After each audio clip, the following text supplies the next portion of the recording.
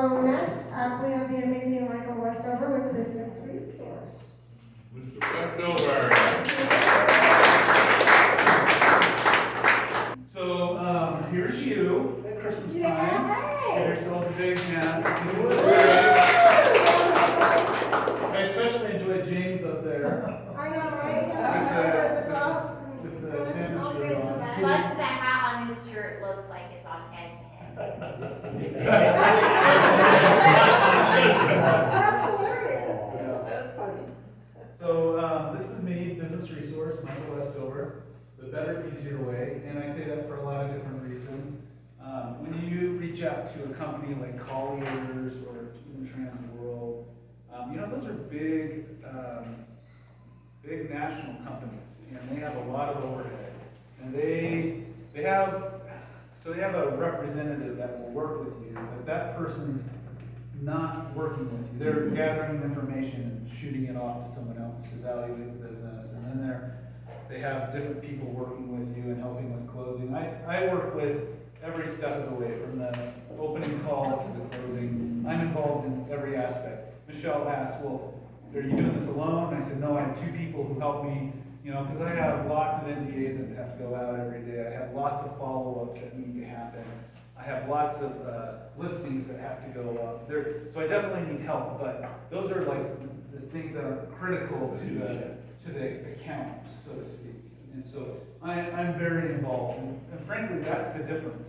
Is you have someone local who knows. I get in the weeds, like the good, bad, and ugly, folks. Now I don't share that with everyone. I'll mostly share the good stuff, right? Once we get closer to the sale, some of the bad and ugly needs to come out, right? You have to be transparent on the business when it's selling. We don't want any surprises. This is something I haven't shared with you before. I know you guys, a lot of you have seen my presentations. You're probably like, I'm sick of me, so I'm sure you are. But so ideally, it doesn't have to be in years. It could be in 6 months increments. But seriously, it takes. If you want to sell your business for the maximum value, you need to plan way ahead because it takes time, right? When I say improve financials, it can literally take a year to kind of clean those up. And I can give you so many examples, right, where you've got two businesses really running out of the same QuickBooks, or three sometimes, or they're expensing every last dime of their personal and family expenses to the business, and so there's no profit, which looks great for tax purposes, but when you're trying to sell business, isn't great, okay? There's just a lot of things in that. We could spend 10 minutes, we can spend a lot of time just on that. So give it some time. You can't rush it, especially when you're running a business. You've got to run your business. But if you start way early, then you can say, hey, what about this? What about that? What should I do here? What should I do there? Now, year 2, improve systems and operations, right? Like literally fine-tune things. Why do you have that person doing that? Why don't they do this? And people don't know, even in their own organization, who's doing what. It's pretty crazy. When you ask for an org chart or a job description, people don't know. They're like, oh, Jill does the billing, okay. And then you talk to Jill, and she's doing billing and this and this and this. And so, trust me, there's a lot of inefficiencies of operations.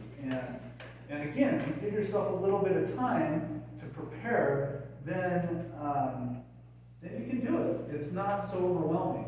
And this is, again, for maximizing the value of your business sale, right?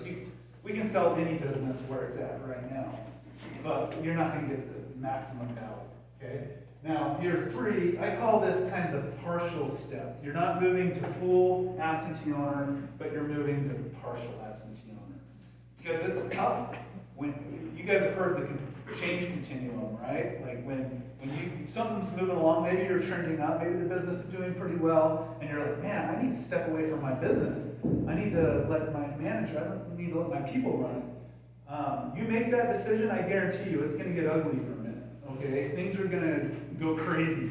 You're going to freak out. But if you give it a little bit of time, that business, instead of trending up like this, you're gonna question it, and then it's gonna shoot up, okay? That's how it works. And so you can't do it all, you can't become an absentee owner all at once. You need to kind of do it in baby steps, okay? It doesn't necessarily need to be a year. Sorry, did I push something?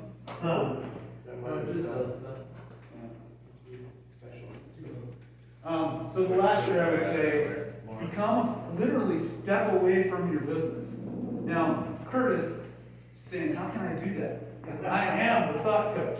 But even Curtis can do that. He can train people in his methodologies, in his systems and operations.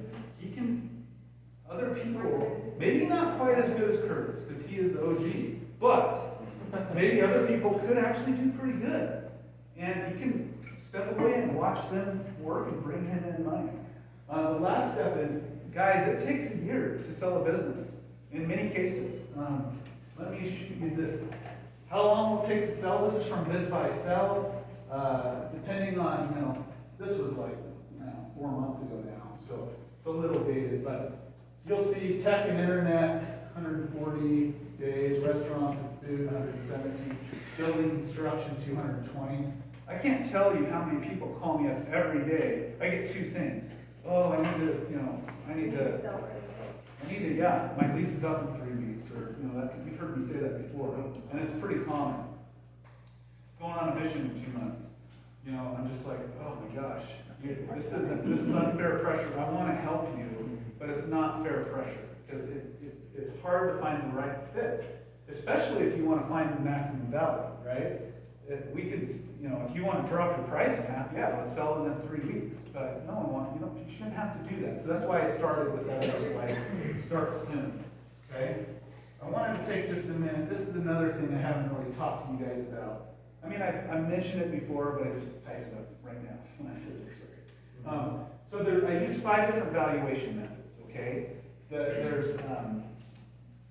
And I'll use, depending on who I'm representing, if I'm representing Zach as the seller, and I'm helping him sell his business, then I'm going to find a valuation method that represents him the best, so that we can list it at the top price, right? Now, during due diligence, a savvy buyer is going to be able to figure stuff out.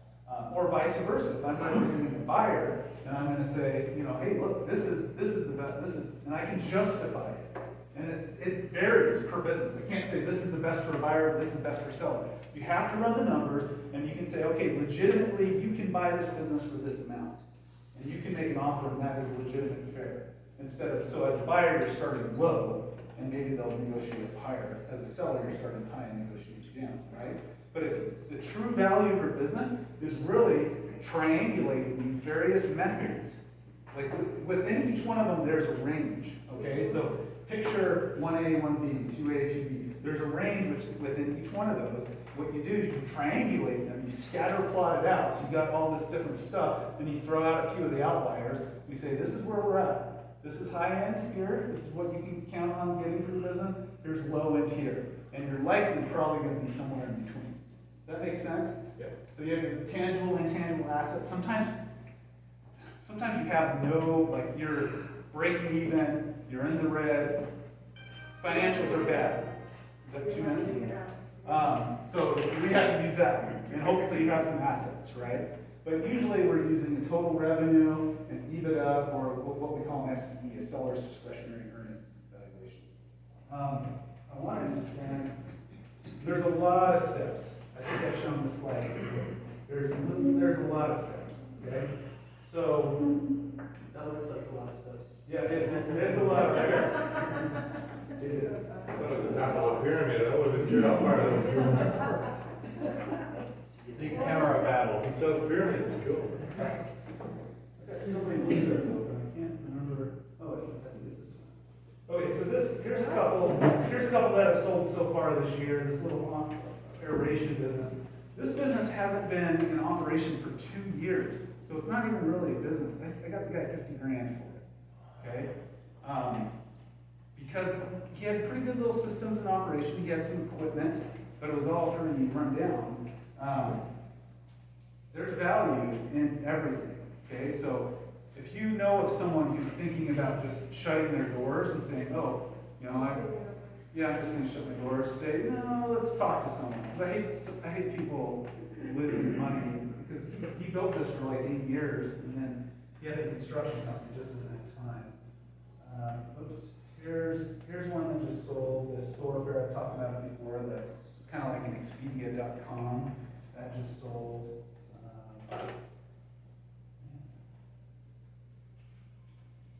Let me go, I've got a couple other that just sold. Oh, this little business up at Hughes just sold, framing business. What's that?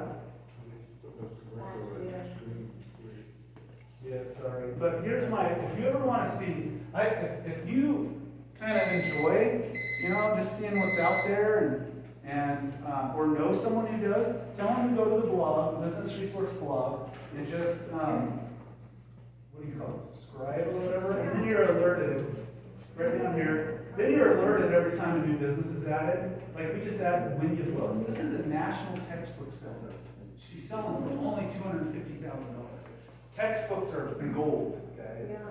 And she has some IP around this, like an algorithm that prices them and sells them. It's really actually pretty cool. So textbooks might not sound fun, but it's a good solid little business.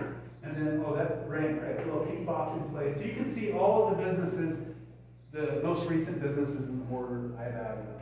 Anyway, what's that? Twisted sugar. Are they what? Hated. What do you mean? You.